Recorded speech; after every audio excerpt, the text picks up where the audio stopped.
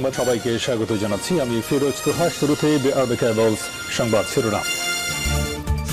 অস্ত্রবিরতি মেনে নিতে ঘরে বাইরে চাপেন নেতানিয়াহু, অবশেষে নাকে খত। এরপর জানিয়ে দিব গাজায় শরণার্থী শিবিরে ইসরায়েলি হামলা, নিহত অন্তত 10। 900 বর্গ কিলোমিটার এলাকা দখলের দাবি রাশিয়ার, ধুঁকছে ইউক্রেন। এরপর জানাবো ভারতের নাকের ডগায় গোপনে অত্যাধুনিক যুদ্ধবিমান মোতায়েন চীনের। এবং সর্বশেষে জানাবো ইরান আফ্রিকা সাহেল অঞ্চলের দেশগুলোকে শক্তিশালী করার চেষ্টা চালাচ্ছে, ভয়ে কাঁপছে মার্কিন যুক্তরাষ্ট্র। অস্ত্রবিরতি মেনে নিতে ঘরে বাইরে চাপে নেতানিয়াহু। গাজা যুদ্ধ বন্ধে মার্কিন প্রেসিডেন্ট জো বাইডেনের প্রস্তাবিত চুক্তি মেনে নেওয়ার জন্য এখন ঘরে বাইরে চাপের পড়েছেন ইসরায়েল প্রধানমন্ত্রী বেনিয়ামিন নেতানিয়াহু। এই চুক্তি মেনে নেওয়ার দাবিতে গত শনিবার রাতে তেল আবিবের সড়কে নেমে আসেন বিপুল সংখ্যক ইসরায়েলি। অন্যদিকে ইসরায়েল ও হামাস দুপক্ষই যুদ্ধবিরতির চুক্তি মেনে নেওয়ার আহ্বান জানিয়েছে যুক্তরাষ্ট্র, কাতার ও মিশর। তবে নেতানিয়াহু প্রস্তাব মেনে নিলে তার সরকার ভেঙে পড়বে বলে হুমকি দিয়েছেন ডানপন্থী জোট সঙ্গীরা। খবর এপি ও টাইমস অফ ইসরায়েলের। হোয়াইট হাউসে গত শুক্রবার বাইডেন জানান ইসরায়েলের নতুন যুদ্ধবিরতির প্রস্তাবে সম্মত হয়েছে। 3 ধাপে প্রস্তাব কার্যকর হবে, তবে পরক্ষণেই নেতানিয়াহু তা প্রত্যাখ্যান করেছেন। এতে বাইডেনের দাবির দুর্বলতা প্রকাশ পেয়েছে।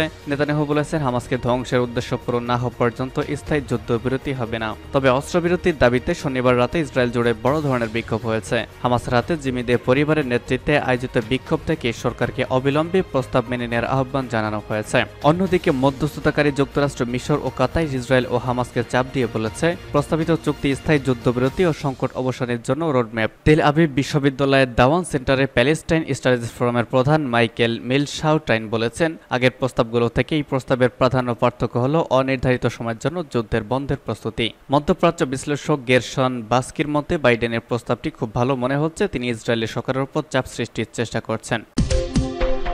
গাজায় শরণার্থী শিবিরে ইসরায়েলি হামলা, নিহত অন্তত 10। ফিলিস্তিনের অবরুদ্ধ গাজা ভূখণ্ডের 2টি শরণার্থী শিবিরে ইসরায়েলি হামলায় 10 জন ফিলিস্তিনি নিহত হয়েছেন। এর মধ্যে বুরেজ শরণার্থী শিবিরে হামলায় 6 জন ফিলিস্তিনি প্রাণ হারিয়েছেন। নিহতদের সবাই নারী ও শিশু। নুসাইরাত শরণার্থী শিবিরে পৃথক ইসরায়েলি হামলায় আরও 4 জন ফিলিস্তিনি নিহত হয়েছেন। সোমবার 3 জুন তথা আজ এই তথ্য জানিয়েছে সংবাদ মাধ্যম আল জাজিরা। সংবাদ মাধ্যমটি বলছে মধ্য গাজার বুরেজ শরণার্থী শিবিরে ইসরায়েলি বিমান হামলায় 6 জন নিহত হয়েছেন বলে ফিলিস্তিনের সরকারি বার্তা সংস্থা ওয়াফা জানিয়েছে। হামলায় নিহতদের সবাই শিশু ও নারী। এদিকে হামলায় নিহত 6 শিশু ও নারীর লাশ দেইর আল বালাহের আল আকসা শহীদ হাসপাতালে নিয়ে যাওয়া হয়েছে বলে স্বাস্থ্য মন্ত্রণালয় সূত্র ওয়াফাকে জানিয়েছে। এছাড়া হামলার পর উদ্ধারকারীরা এখনও বেঁচে যাওয়াদের খোঁজে ধ্বংসস্তূপের তল্লাশি করছে। সোমবার মধ্যরাতের পর আকাল পরিবারের একটি বাড়িতে এই হামলার ঘটনা ঘটে। বুরেজ শরণার্থী শিবিরটি নুসাইরাত শরণার্থী শিবির থেকে প্রায় 2 কিলোমিটার দূরে অবস্থিত। এই হামলার আগে ইসরায়েলি বিমান হামলায় নুসাইরাতেও 4 জন নিহত হয়েছেন। ওয়াফা নিউজ এজেন্সি এবং আল জাজিরার সংবাদদাতা জানিয়েছেন এই হামলায় 4 জন নিহত হয়েছেন এবং আরও বেশ কয়েকজন আহত হয়েছেন। এদিকে গত বছর অক্টোবর থেকে গাজা উপত্যকায় ইসরায়েলের চলমান আক্রমণে নিহত ফিলিস্তিনিদের সংখ্যা বেড়ে কমপক্ষে 36,439 জনে পৌঁছেছে বলে গতকালকে এই অবরুদ্ধ এই ভূখণ্ডটির স্বাস্থ্য মন্ত্রণালয় জানিয়েছে। মন্ত্রণালয়ের বিবৃতিতে বলা হয়েছে হামলায় আরও 82,627 জন আহত হয়েছেন। ধুঁকছে ইউক্রেন, 900 বর্গ কিলোমিটার এলাকা দখলের দাবি রাশিয়ার। ইউক্রেনের আরও একটি গ্রাম দখলের দাবি করেছে রাশিয়া। দেশটির প্রতিরক্ষা মন্ত্রণালয় জানিয়েছে পূর্ব ইউক্রেনের দনতস্ক অঞ্চলের ওমানস্কায় গ্রামের একটি গ্রাম রুশ সেনারা দখল করে নিয়েছে। এছাড়া চলতি বছর এখনো পর্যন্ত 5 মাসে সব মিলিয়ে প্রায় 900 বর্গ কিলোমিটার দখলের দাবি করেছে রাশিয়া। বার্তা সংস্থা এপি এর প্রতিবেদন থেকে তথ্য জানানো হয়েছে। রাশিয়ার প্রতিরক্ষা মন্ত্রণালয় একটি বিবৃতিতে বলেছে পপুলার রিপাবলিকান অব দনেতস্কের ওমানস্কের গ্রামের একটি গ্রাম দখল করে নিয়েছেন রাশিয়ার সেনারা। তবে এই গ্রামটিতে খুব কম মানুষই বসবাস করত। রাশিয়া 2022 সালে ফেব্রুয়ারি মাসের শেষ দিকে ইউক্রেনে হামলা চালানোর আগ পর্যন্ত এই গ্রামটিতে মাত্র 180 জন মানুষ বসবাস করত। উমানস্ক গ্রামটি রাশিয়ার দখলে থাকা দনেতস্ক সীমান্ত থেকে 25 কিলোমিটার দূরে অবস্থিত।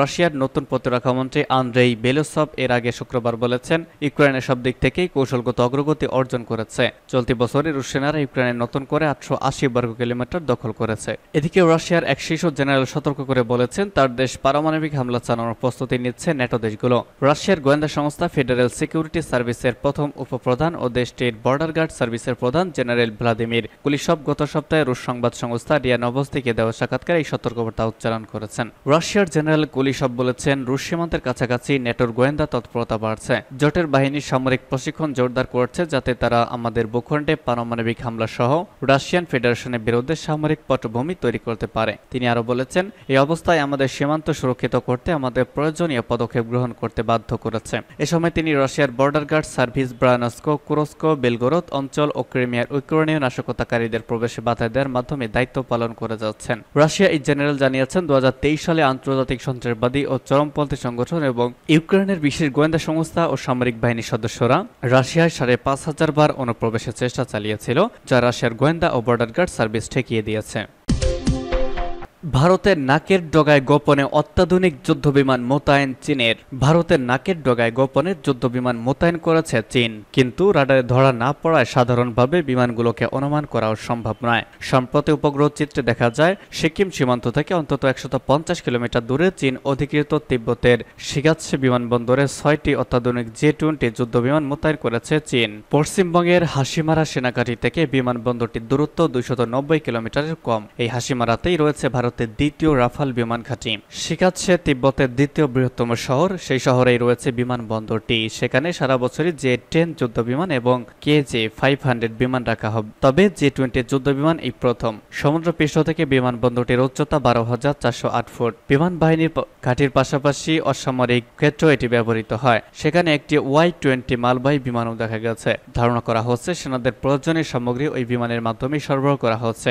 গত 27 মে তোলা উপগ্রহ চিত্রে J-20 বিমান দেখতে পাওয়ার পরেই শুরু হয়েছে হারেক জল্পনা কল্পনার। সংবাদ মাধ্যমে সূত্রের খবর, J-20 আধুনিক যুদ্ধ বিমান সর্বোচ্চ গতি ঘন্টায় 2,468 কিলোমিটার। এগুলো বিশেষ ধরনের স্টেলথ যুদ্ধ বিমান, অর্থাৎ শক্তিশালী রাডার ছাড়া এগুলো ধরা পড়ে না। কূটনীতিকদের একাংশের দাবি সম্ভবত 250টির বেশি যুদ্ধ বিমান ভারত সীমান্তের কাছে মোতায়েন করেছে চীন, কিন্তু রাডারে ধরা পড়ছে না। ভারতের পররাষ্ট্রমন্ত্রী এখনো আনুষ্ঠানিকভাবে এই নিয়ে কোনো মন্তব্য করেনি, তবে মন্ত্রণালয় যে বিষয়টি জানে না তেমনও নয়। ভারতে এই মুহূর্তে লোকসভা নির্বাচন চলছে। আগামী মঙ্গলবার ভোটের ফলাফল। তার আগে হঠাৎ করে চীনের এই পদক্ষেপে উদ্বেগ ছড়িয়েছে। ইরান আফ্রিকার সাহেল অঞ্চলের দেশগুলোকে শক্তিশালী করার চেষ্টা চালাচ্ছে। মার্কিন প্রতিরক্ষা মন্ত্রণালয় পেন্টাগনের প্রভাবিত অন্যান্য মিডিয়া বা প্রচার যন্ত্রের মতো মার্কিন নিউজ উইক ম্যাগাজিনও আফ্রিকার সাহেল বা উপকূলীয় অঞ্চলের সংকটের জন্য ইসলামী ইরানকে দায়ী করেছে। সম্প্রতি নিউজ উইকে ছাপানো ইহুদিবাদী ইসরায়েলের ওপর নির্ভরশীল একদল লেখকের লেখা একটি নিবন্ধে বলা হয়েছে, যখন মার্কিন যুক্তরাষ্ট্র, ইসরায়েল, লেবানন থেকে ইয়েমেন পর্যন্ত বিস্তৃত ইরানের সঙ্গে সম্পর্কিত স্থানীয় শক্তিগুলোর হুমকির দিকে মনোযোগ জোরদার করেছে, তখন তেহরান নীরবে আরও কিছু স্থানীয় শক্তি গড়ে তোলার চেষ্টা করছে, যেসব শক্তি শীঘ্রই মার্কিন স্বার্থের প্রতি মারাত্মক হুমকি সৃষ্টি করবে।